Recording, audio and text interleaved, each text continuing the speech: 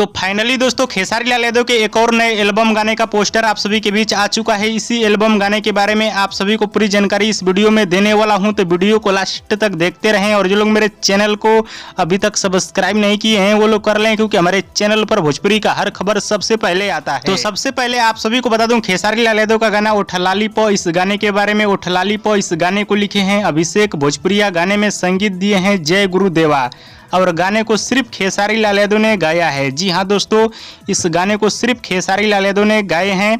और आप सभी को बता दूं, इस वीडियो गाने में नजर आएंगे खेसारी लाल यादव और रक्षा गुप्ता। जी हाँ दोस्तों, इस वीडियो में नजर आएंगे खेसारी लाल यादव और रक्षा गुप्ता।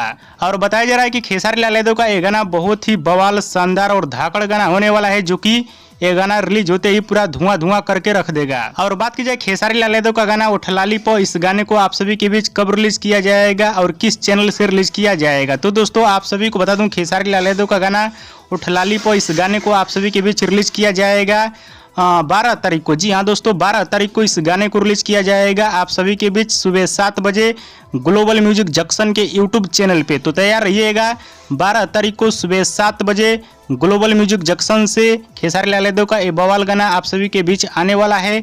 वीडियो गाने में नजर आएंगे खेसारी लाल यादव और रक्षा गुप्ता, और गाना बहुत ही बवाल, शानदार, धाकड़ होने वाला है, जो कि आप सभी को ये गाना बहुत ज़्यादा पसंद आने वाला है।